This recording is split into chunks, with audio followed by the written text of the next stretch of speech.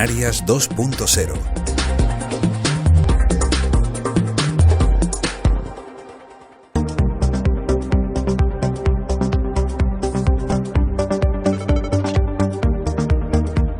Programa de investigación Agustín de Betancourt.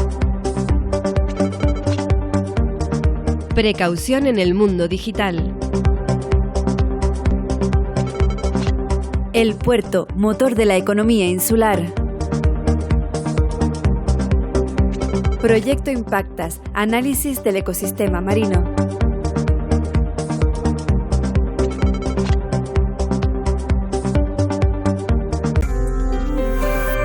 ¿Estás pensando en cómo dar visibilidad a ese evento que tienes próximamente? Producciones Ibora cuenta con profesionales que te garantizan el resultado. Detección precoz del Alzheimer.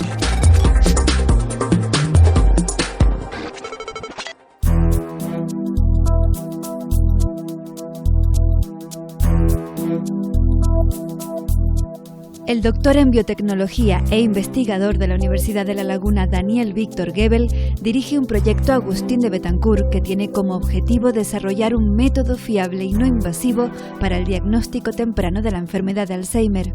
El Alzheimer es una patología que lleva muchos años de desarrollo, inclusive antes de que aparezcan los síntomas ya tiene un periodo de incubación de alrededor de 10 a 15 años, que se llama periodo prodrómico, en el cual no hay síntomas, pero ya está la enfermedad. Por lo tanto, es imperioso, es sumamente ventajoso poder detectar en ese estadio la enfermedad. Y por otro lado, detectarla a través de métodos no cruentos, no invasivos y en lo posible económicos y en lo posible que sean realizables en cualquier ámbito hospitalario sin necesidad de una instrumentación compleja. En el mundo hay más de 5 millones de pacientes que padecen Alzheimer. Estimativamente en la región Canarias hay por lo menos 30.000 personas afectadas por Alzheimer, solo por Alzheimer, que es un tipo de enfermedad neurodegenerativa. En España, por tomar el nivel nacional, hay alrededor de 1 millón de casos. Y existen dos tipos de Alzheimer, el esporádico y el genético. La variante esporádica en realidad es el 98% de los casos de Alzheimer y que se da a partir de los 64 o 65 años y mayormente en la franja de edad de 70 años hacia arriba. Cuanto más envejecida está la población, más tasa de Alzheimer está presente. Hay otro tipo de Alzheimer, que es el Alzheimer, llamémoslo familiar o hereditario, que es el 1% de los casos y que se da en otra franja de edad. Se da entre los 40 y los 60 años. El objetivo de la investigación del Dr. Gebel es encontrar un método que permita diagnosticar el Alzheimer antes de que se empiecen a manifestar los primeros síntomas. Su estudio se centra en los pacientes que padecen Alzheimer esporádico. Cuando la patología está en un estadio avanzado, en realidad no hace falta ningún estudio porque un neurólogo o un psiquiatra ya clínicamente puede prácticamente hacer el diagnóstico. Pero cuanto más temprano es el estadio, o inclusive en este estadio prodrómico donde no hay síntomas y sí hay enfermedad, estos métodos convencionales no tienen la sensibilidad necesaria. El Dr. Gebel y su equipo han estudiado en la sala de autopsia el cerebro humano. En la región del hipocampo han detectado 500 moléculas diferenciales que podrían servir para hacer un diagnóstico temprano de la enfermedad de Alzheimer. El reto es lograr identificar estas moléculas sin necesidad de abrir un cerebro, sino a través de un análisis de sangre. En base a lo que nosotros hemos observado previamente, esperamos verificar en un estudio más amplio de pacientes, 150 pacientes, que esto mismo se puede demostrar a nivel de sangre, es decir, hacer una extracción de sangre y a partir de aislar determinadas fracciones de la sangre y buscar determinadas moléculas, verificar lo que nosotros ya observamos en el hipocampo, en el cerebro. Se trata de un proyecto de gran envergadura y calado social en el que participan hasta 7 equipos interdisciplinares, entre ellos el Hospital Universitario de Canarias y el Hospital Universitario de la Candelaria, el Grupo de Biología Molecular, el Instituto de Tecnologías Biomédicas o el Grupo de Biología de Sistemas. Además, todos los proyectos Agustín de Betancourt cuentan con una empresa colaboradora, en este caso es la Clínica Neurológica Privada Dr. Antonio Alayón. Participa proveyendo pacientes, diagnósticos, estudios neurológicos, etc. Este proyecto participa además en la iniciativa Spin Up, una actuación desarrollada por la Universidad de La Laguna a través de su Fundación General, financiada por el Cabildo Insular de Tenerife al amparo del programa Tenerife Innova 2016-2021 del Marco Estratégico de Desarrollo Insular, el MEDI, y con fondos FEDECAN, que apoya la transferencia de los proyectos desarrollados por los investigadores del programa Agustín de Betancourt de la Universidad de La Laguna. Yo creo que es una buena iniciativa del punto de vista de intentar diversificar las fuentes de economía de la isla, del punto de vista de intentar una inserción, una proyección estratégica. De hecho, estas actividades derivan de un plan que se llama RISC-CHES, que tiene que ver con desarrollo de la sociedad del conocimiento en el ámbito de Islas Canarias. Investigación científica de primer nivel realizada en Canarias y que puede suponer una revolución en el diagnóstico precoz del Alzheimer esporádico, el que afecta a la mayor parte de los pacientes que sufren esta enfermedad.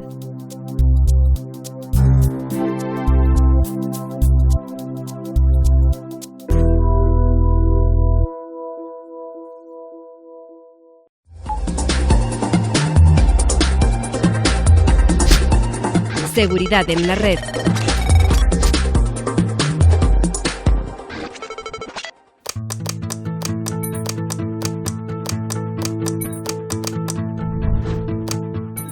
¿Has hecho un cálculo de cuántas horas pasas en Internet? Pues de media estamos conectados unas 6 horas al día, trabajando, consultando el correo, buscando información, comprando, revisando redes sociales. Y una de las consecuencias de pasar más tiempo online es que también aumentan los riesgos de caer en alguna de las trampas que a veces nos tienen preparados los delincuentes en la red. Para empezar, con los sitios web maliciosos. Los atacantes están falsificando páginas web constantemente, bien creando sitios web que son idénticos a las entidades oficiales o bien creando tiendas web con descuentos demasiado buenos para ser verdad. Su objetivo es que introduzcamos nuestra información personal, datos bancarios o que hagamos compras de servicios o productos que lamentablemente nunca nos van a llegar. Por regla general, lo mejor es evitar introducir datos confidenciales o bancarios, a no ser que estemos muy seguros de que la web es legítima. Para detectar un sitio que puede ser peligroso, es interesante fijarse en que aparezca el protocolo HTTPS, el candado. Pero no nos confiemos, el hecho de que una web lo tenga no significa automáticamente que sea legítima, sino que el tráfico viaja cifrado. Los ciberdelincuentes hace tiempo que aprendieron este truco. Y además instalar un certificado es muy sencillo. De lo que sí podemos estar seguros es que navegar por un sitio web HTTP que no haya instalado el certificado no puede ser bueno. Si tienes dudas de si un sitio web es legítimo o no, puedes fijarte en otros detalles, como la propia URL. Los estafadores pueden copiar el aspecto de una web, pero no el dominio. Suelen crear pequeñas modificaciones respecto al original, cambiando una O por un 0, por ejemplo, para que no nos demos cuenta de la trampa. Y hay otro aspecto al que no le solemos prestar mucha atención, pero que es la puerta de entrada de Internet a nuestros hogares y a nuestros negocios, que es el router. Mantenerlo protegido es importante para nuestra seguridad online. Un buen hábito es cambiar el usuario y contraseña que viene por defecto y mantenerlo actualizado si es necesario. Hablando de actualizar, el navegador que uses también manténlo actualizado a la última versión y siempre keep safe.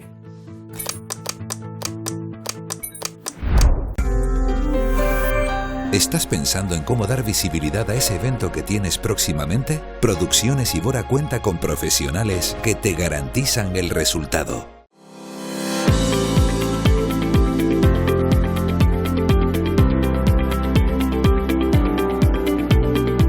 Estamos en el interior de la Cámara de Semillas del Centro de Conservación de la Biodiversidad Agrícola de Tenerife. Es un banco de germoplasma que nació en el año 2003 con el objetivo de conservar y de recuperar toda la biodiversidad agrícola que tiene la isla de Tenerife en particular, aunque es verdad que ahora mismo somos un centro de referencia a nivel archipiélago. Y bueno, pues este banco de germoplasma conserva tanto semillas de hortalizas como de cereales y de leguminosas tradicionales. En el caso de las semillas, la conservación se realiza incidiendo sobre dos factores, y es algo que yo siempre le digo a la gente que viene por aquí, que nos visita o que nos pide material, ¿no? Que no es tan complicado que cada persona que tenga su propia finca, su propia huerta, tenga su propio banco de semillas en casa, ¿no? ¿Y qué tienes que tener en cuenta? Tienes que bajar la temperatura y que bajar la humedad de las semillas. Si tú consigues bajar esos dos factores, pues puedes tener tus semillas para cultivar cada año. Nosotros para poderlas conservar en estas condiciones, primero las tenemos que desecar, tenemos que bajar la humedad de las semillas en unas cámaras de desecación que tenemos y que trabajan a 15 grados y 15% de humedad, y ahí están un tiempo, pues dependiendo de la humedad inicial puede estar un mes o más, hasta que llega a la humedad que se conoce como humedad de equilibrio, ¿no? Que es una humedad que permite luego conservarla. Una vez que se ha alcanzado su humedad, pues pasaríamos aquí a la sala de conservación, a estas cámaras, donde se conservan en botes herméticos a menos 4 grados centígrados, y con esto pues garantizamos la conservación durante muchísimas décadas de años. ¿Sí? En el caso de todos los cultivos que no se pueden conservar por semillas, que son los cultivos de reproducción vegetativa, es decir, papas, batata, ajo, todos los frutales, la mayoría de los frutales, para eso tenemos unas fincas, bien fincas propias de la corporación, del cabildo, o bien en colaboración con otros agricultores, donde tenemos que plantarlas cada año. Entonces todos los años, cuando es la época, realizamos la plantación, se lleva el cultivo a cabo, y luego cuando se cosecha, sí que hay una parte entre que se cosecha y se vuelve a sembrar, se vuelven a plantar, que se conservan en las cámaras. Tenemos unas cámaras específicas para mantener la colección de papas hasta la nueva plantación. En el caso de los ajos también tenemos una cámara de conservación, y bueno, y eso es una cosa que es verdad que es un trabajo ingente, porque son muchas variedades, las colecciones son muy grandes, y aquí afortunadamente nuestra biodiversidad es enorme, y bueno, pues eso lo tenemos que hacer año tras año. Y luego en el caso de los frutales, que son cultivos permanentes, pues sí que tenemos fincas propias donde tenemos las colecciones, ¿no? Las principales colecciones de manzanas, de peras, de cultivos de frutales de hueso, castaños, higueras, todo eso tenemos colecciones donde se planta el portainjerto, digamos, y luego vamos a donde está esa variedad y realizamos los injertos en la época adecuada para tener en un mismo campo pues una representación de la diversidad.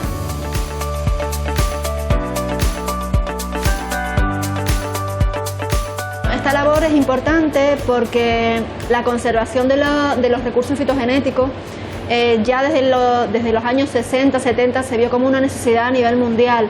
Era necesario conservar toda la biodiversidad agrícola que existía en los campos ante la sustitución de variedades mejoradas que iban en detrimento de nuestro patrimonio agrícola, ¿no? Porque esto también es nuestro patrimonio. Son variedades que se han adaptado a nuestras condiciones insulares y que son únicas. Y ya solo por eso vale la pena conservarlas. A partir de ahí, pues por supuesto, al estar mejor adaptadas, van a tener mejor comportamiento frente a los cambios. Ahora que además se habla tanto y tenemos ya el cambio climático encima, pues estas son variedades imprescindibles a la hora de la lucha y la mitigación del cambio climático, ¿no? Al ser variedades adaptadas, con menos necesidades y bueno, y a la vez pues forma parte también de nuestra propia cultura, ¿no? Nosotros tenemos ahora mismo documentadas, que no quiere decir que esté todo aquí, documentadas unas 3.500 entradas aproximadamente la mitad son cultivos que sean variedades de semillas y la otra mitad de cultivos de reproducción vegetativa, ¿no? Es aproximado, pero son valores más o menos importantes además. Estamos a disposición de las personas que estén interesadas en conservar en sus fincas las variedades tradicionales. Te digo, una vez que siempre que garanticemos la conservación, pues somos un banco, puedo decir, creo que de los más dinámicos del conjunto de la red nacional en cuanto a intercambio con los agricultores, ¿no? Esa parte la tenemos bastante trabajada.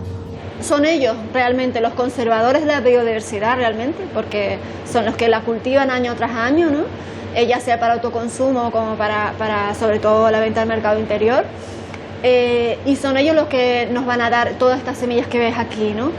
Y luego también una parte importante de la labor que hacemos es nosotros devolver también esas semillas. Entonces, a través de nuestra página web, las personas que están cultivando y están interesadas en cultivar variedades tradicionales, pues pueden solicitar material, y siempre que garanticemos la conservación de esa variedad, que es nuestro principal objetivo, el garantizar la conservación para las futuras generaciones, pues todo lo que puede ser excedente, pues nosotros lo devolvemos al campo, a los agricultores.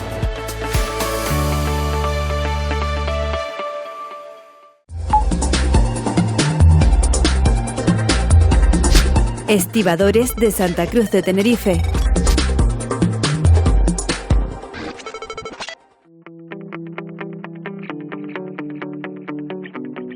En todos los puertos existen empresas encargadas de gestionar la carga y descarga de la mercancía que transportan los barcos. Supervisan estas operaciones y contratan a los estibadores, que son operarios que desarrollan estas cargas, descargas y clasificación o almacenaje de diferentes contenedores. Hemos hablado con el señor José Ignacio Uriarte, director de Terminal de Contenedores de Tenerife, quien nos explica la labor de su empresa. Somos una empresa de una terminal para atender las cargas y descargas de los buques portacontenedores y de carga rodada. Nos anticipan con un poquito de antelación que vamos a tener un barco para hacer la operativa o la operación que sea, puede ser descarga y carga o solo descarga o solo carga, cualquiera de las operaciones.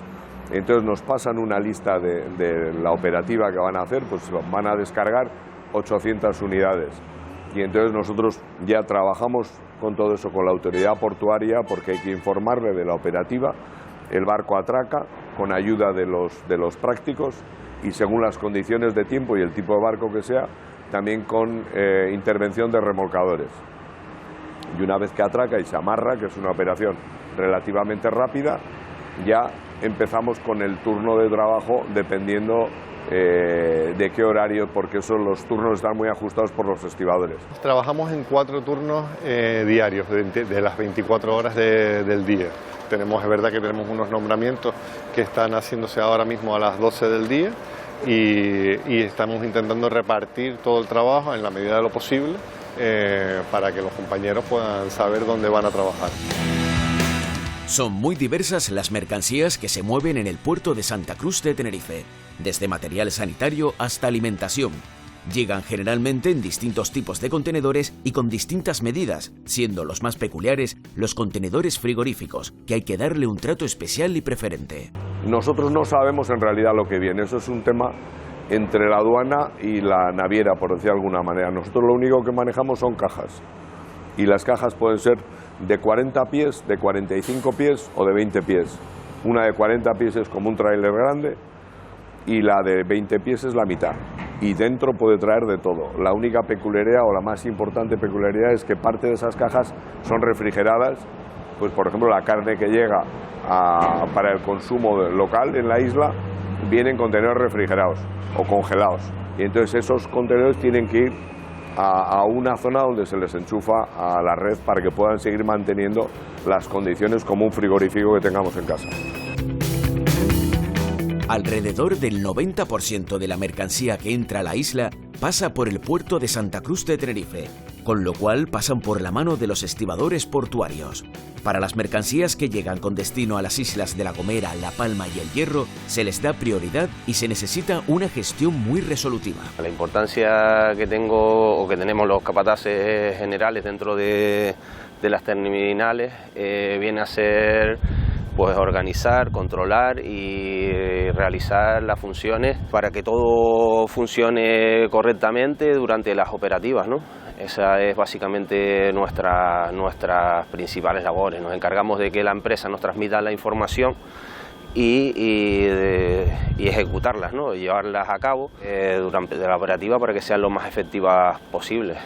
Llevamos todo lo que es el control de operaciones, el sistema informático, mantenimiento del equipo, y tenemos un equipo, pero un equipo relativamente pequeño. Son 35 profesionales, la mayoría de ellos gente local, y ese equipo luego está apoyado por los estibadores, que se contratan dependiendo del número de operaciones que tenemos. Son muy diversos los barcos que se descargan en este puerto. Cada vez es más frecuente la visita de grandes portacontenedores al puerto de Tenerife. Hemos tenido barcos de 350 metros. Un barco de esos puede llevar aproximadamente 13.000 TEUs, que vienen a ser 6.500 trailers. Sobre cubierta, un barco de esos puede llevar hasta 9 alturas de contenedores. Nosotros hemos manejado el máximo con 9 alturas sobre cubierta, más luego 9 alturas de cubierta hacia abajo. Cada operativa es diferente, ya que no es solamente sacar y meter contenedores, no. O sea, pues hoy tenemos un problema determinado que hay que solucionar, mañana viene pues uno que hay que lingar y da otro problema, y todos los buques son diferentes. No hay un solo buque ni una sola operativa que sea la misma. Entonces sí es bastante complicado, es muy complicado. Hay varias máquinas en el puerto. Empezamos desde lo que son las grúas portainer, que son las que están directamente en el barco, cargan y descargan directamente del barco. Esas grúas pasan la mercancía, los contenedores por ejemplo, los pasan a un MAFI, se llama un MAFI, que es una cabeza tractora con una plancha. Ese MAFI lo lleva a la parte trasera donde están ubicados los contenedores, y está la opción de descargarlo con una grúa Trastainer, que es una grúa como una grúa portainer más pequeña. Y después está la Reach Stacker. La Reach Stacker es como un montacarga triplicado por 3 veces o 4, pues una carretilla. Una carretilla, es más, prácticamente son las maquinarias que se utilizan allí. Luego tenemos la operativa, que es muy importante, de entrada y salida de contenedores. Tenemos una garita controlada por un agente de seguridad, indudablemente, y entonces se reciben los papeles de aduana y podemos entregar las cargas que están debidamente despachadas por aduana. Actualmente vivimos en un mundo tan globalizado que podemos pedir un producto a China hoy y tenerlo con nosotros en unos pocos días. Algo impensable en épocas pasadas. Sin embargo, pocos conocen quiénes son las personas que se dedican a la carga y descarga de los barcos y la importancia que tienen dentro del puerto. Esto que salen aquí son los mandos, como verás todo está controlado con estas pantallas de ordenador, y te dan tanto las operaciones que tienes que hacer como las alarmas que pueden saltar, por lo que decía antes, porque hay sobrecarga, porque tiene un enganchón, porque hay viento fuerte, hay cualquier cosa que pueda hacer que la operación no es segura. Entonces la máquina automáticamente lo para. Ahora podéis ver los operarios de Sestife están realizando en la popa del buque de Maersk de transbordo, están quitando las trincas de abajo. Son esas barras que están oblicuas, y eso es lo que hacen que toda la pila de contenedores superiores se sujeten al barco, porque lo que hay que hacer con los contenedores más o menos es que hagan un bloque con el suelo para evitar que se muevan y se caigan. O sea que aparte de los twist locks, que son las piezas que están entre los dos contenedores en altura, en la parte superior de uno y en la parte inferior del inmediato superior, y luego las barras esas que van amarrando todo lo que es la pila de contenedores a la cubierta.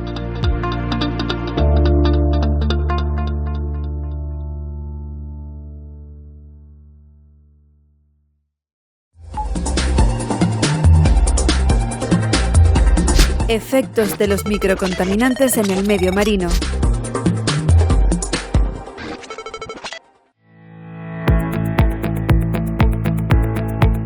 La Universidad de Las Palmas de Gran Canaria lidera una investigación para analizar qué efectos producen los microcontaminantes que generamos en nuestra vida diaria en los medios acuáticos, costeros y terrestres. Estudiar cuál es la calidad de nuestras zonas costeras desde el punto de vista de la contaminación originada por nuestras actividades diarias, las actividades antropogénicas del ser humano.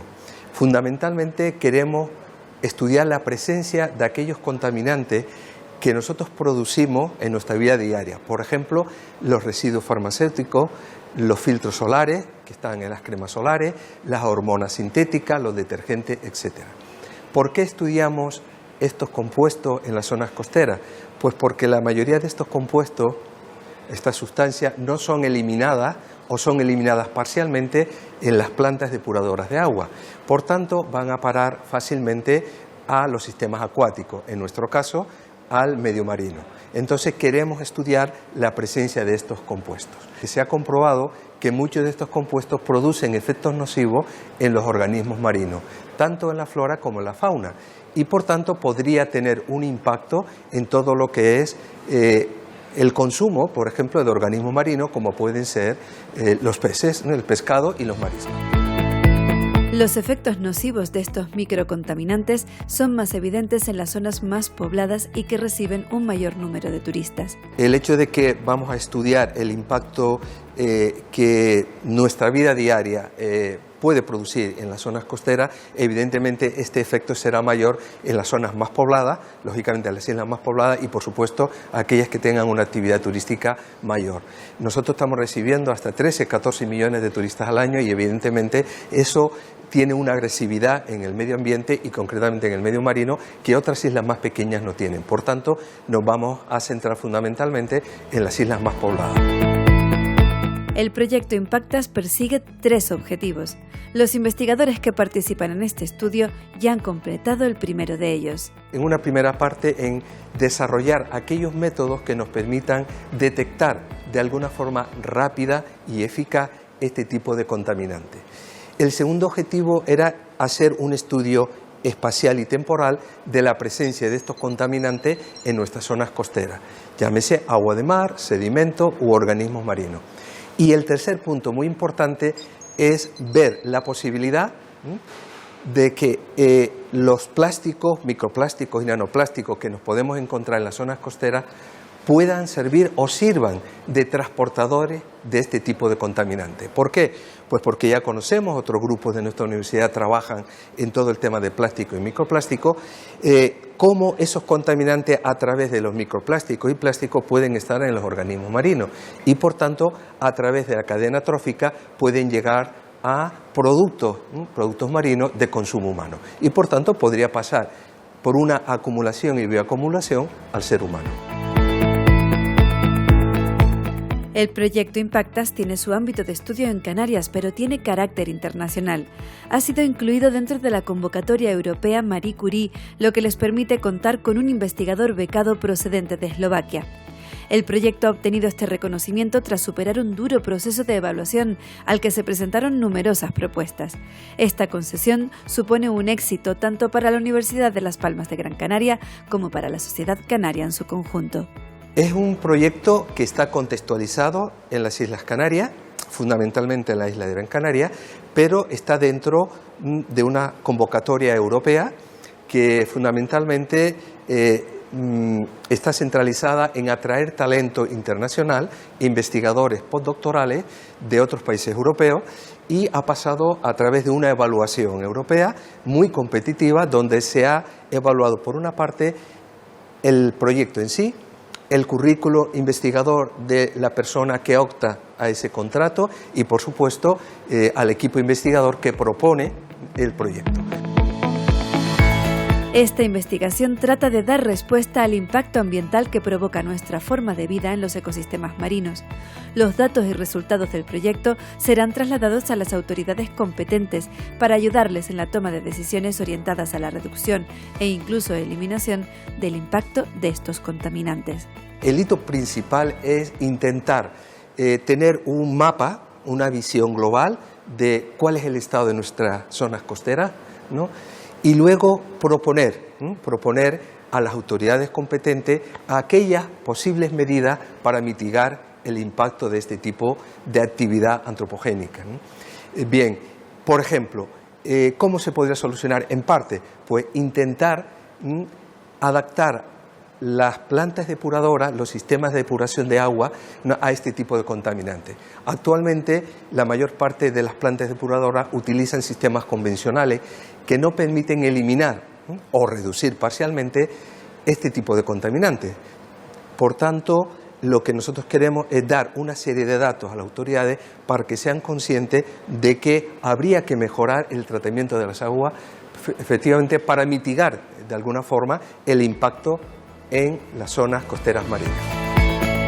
El objetivo es trasladar los conocimientos generados en el ámbito de la ciencia y la investigación para que tengan una aplicación práctica que ayude a mejorar nuestra sociedad. Siempre esta ha sido, digamos, una asignatura, ¿no?, pendiente, ¿no?, de la sociedad científica, y es intentar difundir de forma sencilla lo que hacemos los grupos de investigación. En este sentido, yo creo que es muy importante que todo lo que hacemos en investigación, en las diferentes líneas de investigación, se divulgan y se difundan de forma sencilla, de tal forma que la sociedad a la que nos debemos pues entienda fácilmente qué es lo que hacemos y qué implicaciones va a tener en la vida diaria nuestra investigación. Este proyecto ha sido financiado por la Unión Europea dentro del marco Horizon 2021.